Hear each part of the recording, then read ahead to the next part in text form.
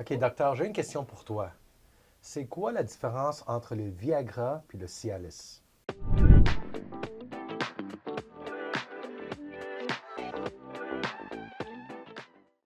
Bonne question. Il y a toujours, tout le monde demande entre le Cialis et le Viagra. Donc, entre les deux molécules, c'est des médicaments pour aider la dysfonction érectile.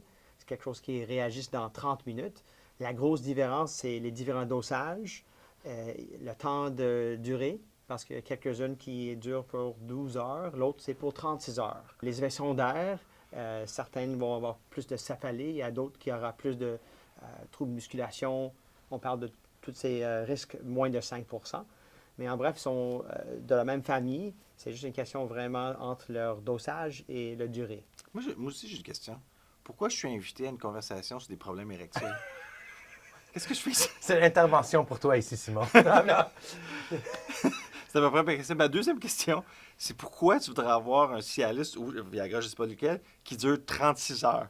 Donc, c'est une bonne question. Donc, si je vous donne une de ces molécules et vous n'êtes pas stimulé, ça va aider une érection naturelle. Donc, si vous allez à l'église, à l'école, tu fais le travail et vous n'êtes pas stimulé pour avoir une érection, il n'y aura aucun impact. Il n'y aura pas une érection. OK. Donc, il faut avoir une érection naturelle, visuelle, tactile pour commencer ce processus neurovasculaire pour dilater l'artère, pour remplir les tissus caverneux dans le pénis pour faire l'érection.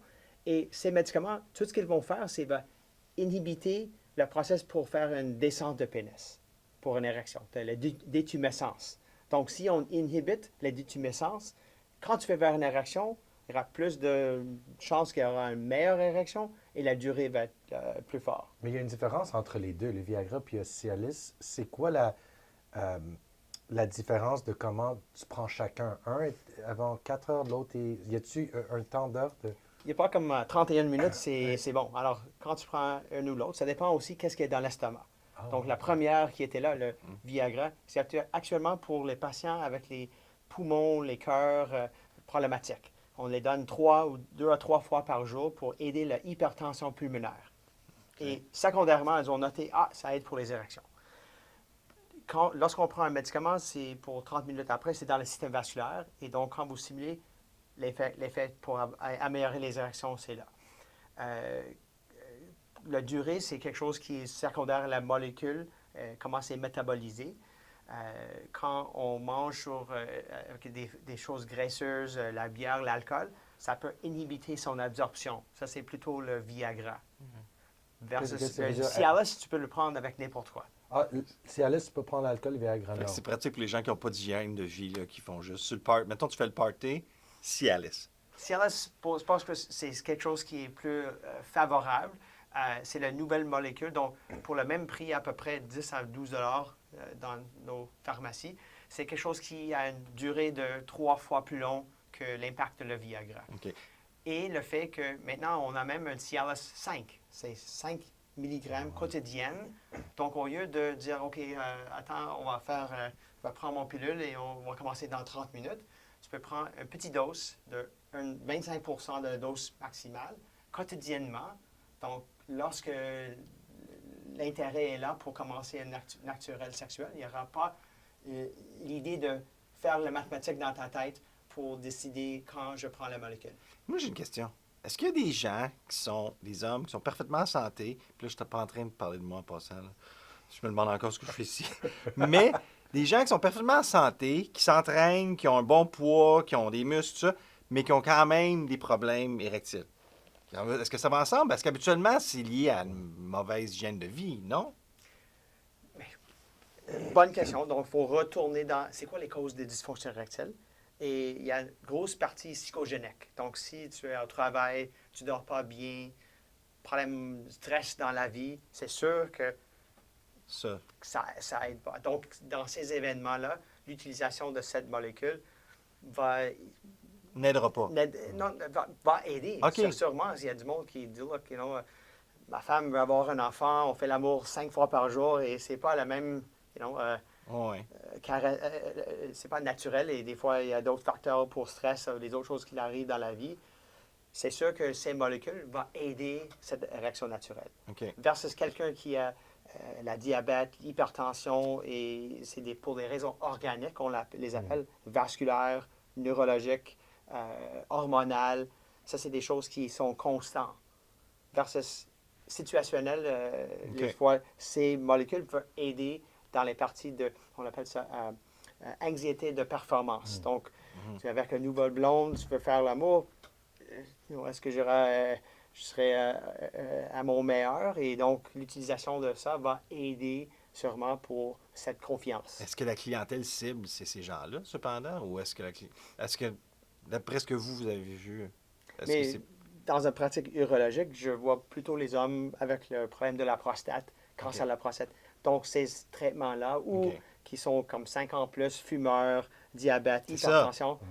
Et donc, c'est sûr que pour les plus jeunes, c'est pas quelque chose qu'on fait des examens routines d'emblée. Et on ne check pas le cholestérol, c'est quoi ton tension. On pense pas comme ça à l'âge de 30. Non. Même à 40, c'est là après que peut-être on fait une évaluation et wow, votre tension est très haut. Par jour. Si vous ne mettez pas une machine pour faire votre tension, ce n'est pas quelque chose qu'on connaisse. Ou ton cholestérol, peut-être c'est très élevé. Je vois plusieurs patients qui viennent me voir, on va faire un bilan hormonal, cholestérol, et c'est très élevé. Et à part d'aider le trouble dysfonction érectile, qui peut précéder un événement cardiaque, des fois 5 à 7 ans.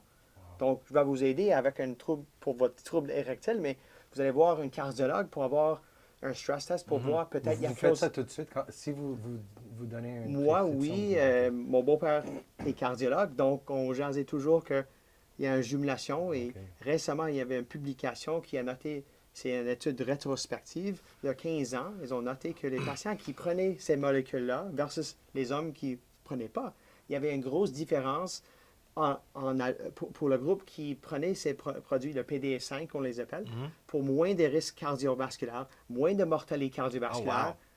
Donc, fait que ça aide. C'est sûr que comment ça marche, ça aide pour que les vaisseaux Soit dilatés. sont dilatés. C'est un ça, c'est le Cialis de 5 mg par jour, tu parles. Peu importe lequel. OK. Le fait d'être exposé à ces molécules, parce que des fois, les femmes monsieur vient, est-ce qu'il y aura un problème cardiaque? Est-ce qu'on va avoir le trouble? La seule contre-indication, c'est si vous prenez les nitrates quand tu as une crise cardiaque, soit les patchs ou la pompe en dessous de la langue.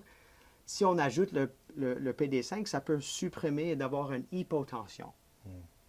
Mais en bref, c'est quoi le but? C'est de dilater les artères et les vaisseaux. À part, je dis, la pauvreté, c'est juste quelque chose qui est dispendieux. Donc, donc ça dilate partout, les artères, pas juste aux endroits. Parce que la pilule, comment elle fait pour se rendre? Parce que dans les zones génitales, l'artère de le corps caverneux, les deux artères, on a 2 cylindres dans le pénis et un troisième pour le pipi. En haut, c'est les vaisseaux qui sont plus sensibles pour le PD5. OK. Bien, dans les anciens, le Viagra, il y avait aussi le PD4 qui est dans les yeux. Donc, des fois, les patients voient un peu de bleu. Pas comme vous voyez parfaitement, mais il y a un blue hue qu'on voit sur les choses. Des fois, c'est les céphalées. Il y a des autres PD, différents subtypes, que peut-être ça va faire une dilatation des vaisseaux dans les muscles, dans le dos, les muscles dans les jambes. Donc, il y a un crossover un peu de les différents subtypes, mais en bref, c'est vraiment pour la zone génitale. Okay. Il y a aussi les poumons. Donc, fait que c'est une bonne chose. Il y a du patient qui me demande, c'est juste à part que, au moins que vous avez des céphalées, des effets secondaires, ou pour c'est dispendieux. C'est pas, mais aux États-Unis, il y a certaines pharmaciens avec Cuban, le propriétaire de football, le Cowboy, je pense. C'est lui qui a fait toute une pharmacie pour les génériques. Et c'est très, très non dispendieux. Donc, en bref, tout le monde parle, c'est juste uniquement pour le dysfonction érectile. Le FDA approval, oui, c'est vraiment spécifiquement pour ça.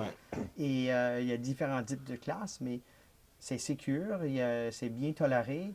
Et si on ajoute avec les autres traitements, ça va sûrement aider les troubles érectiles. Donc, on pourrait... vas-y. Quelqu'un qui est en santé, il peut le prendre régulièrement, puis juste le prendre toute sa vie. Y a-t-il des contre-effets?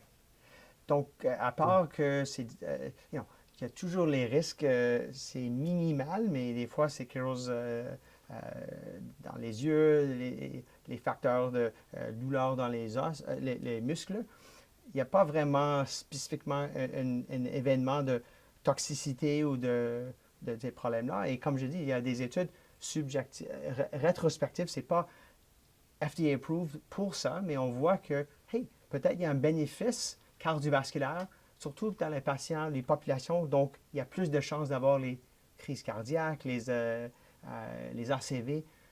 Donc, encore, ce n'est pas prouvé, mais juste pour ajouter dans les données qu'il y a une sécurité de les prendre, surtout à le long terme. Fait que c'est comme Ozempic, mais pour la sécurité vasculaire. C'est-à-dire, Ozempic fait perdre du poids, mais c'est un side effect, mais c'est la même chose, mais pour Mais en un fait, peu. l'Ozempic, ça, c'est un autre produit que... Oui, oui, encore, c'est comme une assez- autre chose, mais Mais l'idée est là Ouais. que, c'est un quick fix, mais dans le long terme, pour le gut health, les ostéoporoses, on ne sait pas vraiment les données.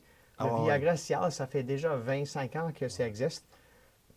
Beaucoup, c'est plutôt les différents types de génériques et maintenant, on peut avoir les pastilles en dessous les langues. Ouais, ça, c'est nouveau. En bref, c'est par la voie orale. OK. Euh, C'est quoi la différence? C'est juste que tu ne l'avales pas? Mais juste, c'est comme Ça- je mets comment dire ça, un petit carré en dessous de la langue pour ça dissoudre. Ça va dans ton salive et c'est déjà liquide lorsque ça rentre dans l'estomac. Et selon qu'est-ce qui est dans l'estomac, parce que le Viagra est basé sur est-ce qu'il y a beaucoup des choses graisseuses qui va inhiber l'absorption. Oh, Donc peut-être ça va être moins efficace. C'est pas comme C'est-tu mieux de ne pas manger avant de le prendre? bonne question. On dit qu'aux patients, c'est mieux de ne pas le manger avec des choses très graisseuses parce que ça va inhiber son absorption. Mais ça ne va pas annuler son bénéfice. Peut-être que ça va prendre plus longtemps à avoir le dose maximum dans le sang. Puis l'alcool va faire quoi? Ça va faire un contre-effet ou non? Ça va marcher quand même? Mais c'est sûr que si on prend beaucoup d'alcool, les érections, c'est depressant. Alors, c'est quelque chose qui ne va pas aider. Ou il y a certaines autres drogues ou les choses comme ça ne vont pas aider les érections. Donc, ça tombe, est-ce que tu es toujours en bonne santé? Est-ce que c'est vendredi, samedi, ce que vous le prenez? Quand il y a d'autres facteurs. Donc, pour moi, c'est quelque chose entre la balance. Et en bref, pour l'utilisation primaire, c'est plutôt que les patients que je vois qui sont obèses. Est-ce que vous vous entraînez, vous faites la musculation? Oui, je fais le jardinage. I'm like, non, c'est pas l'état cardiovasculaire. Donc, il y a un bon lien naturellement entre les dysfonctions érectiles et votre état cardiovasculaire. Bien là, on parle de Viagra puis Cialis, on parle de dysfonction érectile. C'est quoi les causes de dysfonction érectile? Y a-t-il une base de cause? En bref, la première, c'est les patients qui sont épisodiques, psychogéniques, on les appelle, cette catégorie. Donc, les stresseurs dans la vie, troubles dans les relations, stresseurs, on ne dort pas bien, nouveaux partenaires. Et des fois, c'est juste, si on fait la masturbation, tout va bien. Dans certaines situations, trouble érectile. Et c'est toujours, est-ce que tu as un problème d'avoir l'érection et de la maintenir? Et ça, c'est de voir.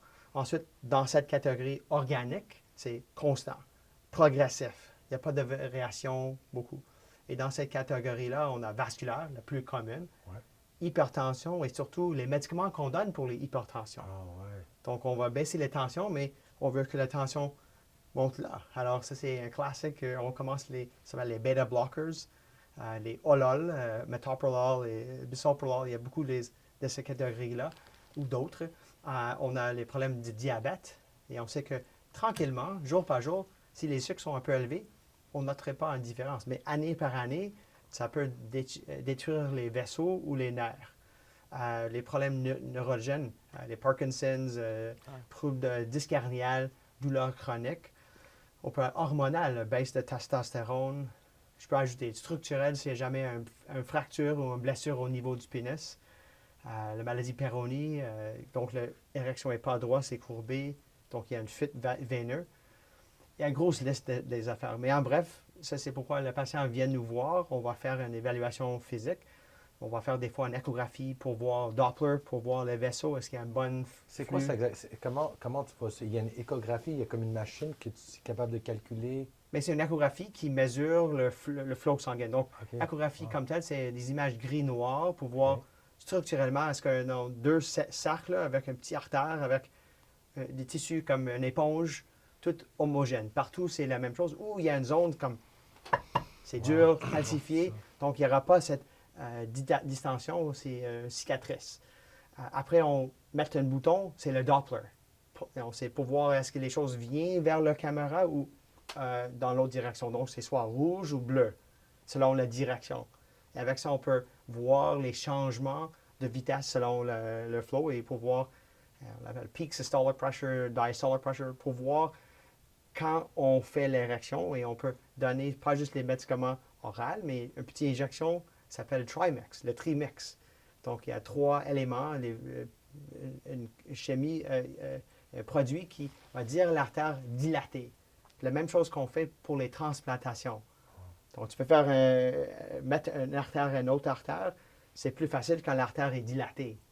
Donc, on met le papaverine ou phentolamine ou prostaglandine et c'est rapide. Donc, même si vous êtes à l'église, à l'école secondaire, tu mets une petite injection en réaction d'ici 10 minutes. Et alors, on fait ça, on fait un Doppler pour voir est-ce qu'au début, avec la réaction, il y a un bon flux artériel. Bien sûr, il n'y a pas une insuffisance artérielle. Même idée ici ou pour le cœur, peut avoir les vaisseaux. Alors, pour ça, on a différentes techniques pour ça. Et de voir ce que la réaction descend avant de partir, parce que ça, c'est un des effets secondaires. On a cette trimix qu'on fait, pas juste pour la diagnostic, mais aussi le traitement de dysfonction érectile sévère. OK. Dans les patients cancer à la prostate. Vous avez le P-shot, c'est ça? Comment ça s'appelle? C'est quoi les traitements qu'il y a pour ça? Donc, on a un traitement oral. L'autre chose que je dis supplémentaire, mange mieux, attention à tes sucres, perdre du poids, état cardiovasculaire, parce que même si je vous donne ces produits-là, peut-être ça va, la pathologie continue. Donc, j'essaie de voir s'il y a quelque chose en particulier pour faire améliorer votre santé. Ça, c'est un crutch pour vous aider. Si, après un peu de temps, ou pour les raisons nerveuses, on coupe les nerfs qui passent autour de la prostate pour les nerfs érectiles pour le pénis, s'ils sont endommagés comme un traitement de cancer à la prostate, même si tu prends les médicaments, ça ne marche pas. Ou les diabètes sévères. Donc, on tombe prochainement à des injections Caverjack ou le triple P. Si ça ne marche pas, on a des prothèses. Donc, ça, c'est vraiment la catégorie sévère. Mais quelqu'un qui est jeune, qui je ne veux pas prendre toujours les médicaments réguliers, est-ce que j'ai une autre alternative? Oui. Alors, ça, c'est le P-shot, le PRP, les plaquettes qu'on prend du sang. On spin, on prend ces cellules-là qui sont la première ligne de traitement pour n'importe quelle blessure qui va faire arrêter le sang, les plaquettes. Et ensuite, on va donner dans le zone des protéines pour guérison. Donc, nouveau petit vaisseau vasculaire, réjuvénation. On fait déjà le PRP, dans les joints pour les patients orthopédiques, pour le peau, pour le cheveu, pour maintenir les cheveux. Alors, on voit que c'est quelque chose qui est très efficace et on peut utiliser en injectant dans les corps caverneux pour aider à nourrir, de rejuvener les tissus. Ça marche tout de suite quand vous le faites? Ou... Non, c'est pas... C'est combien de traitements? Comment ça marche? Donc, en bref, c'est quand on fait le gazon, on met les petites choses sur le gazon. C'est pas immédiat que tu vas tout faire des nouveaux seeds of grass. Alors, l'idée qu'on fait des injections, c'est une fois par mois. On fait dans des séries de 3. Et dans les études, c'est quelque chose qui, dans les patients avec les dysfonctions érectiles légers, ça peut aider à améliorer leur érection naturelle et d'avoir un meilleur flot sanguin. Donc, l'autre option, à part des injections, on a aussi les ondes de choc. Alors, en bref, au lieu de poncturer 4 ou 5 petits espaces, on gèle le pénis pour le PRP, l'utilisation des ondes de choc. Donc, l'idée, on utilise on clappe les mains et ça donne une pression énergétique qui passe à travers... C'est comme une machine qui va par-dessus, qui choque. Comme une échographie, exactement l'idée. Ça fait mal? Non. Tu sens rien. Mais c'est, si quelqu'un vous frappe petittement, mais en bref, c'est une série de 5000 coups qu'on donne à différentes zones pour faire microscopiquement une petite blessure, on va dire. Okay. Donc, votre corps va dire, c'est comme ton naturel PRP, une petite blessure. Et donc, il y aura une partie inflammatoire qui, dans l'inflammation, on a plus de sang, plus des cellules pour rejuvener. Donc, en bref, ça c'est l'utilisation. Il y a plusieurs études qui démontrent, encore, quelqu'un qui vient, qui n'a pas de réaction post-cancer à la prostate, non, je ne vais pas offrir ça. Mais quelqu'un qui a déjà une réaction naturelle, qui veut avoir un peu plus, voilà, ça, ces techniques-là sont pour aider dans quelque chose qui est déjà légèrement dysfonctionnel. Tu en veux-tu un peu plus? Je pense que j'ai tout ce qu'on a besoin.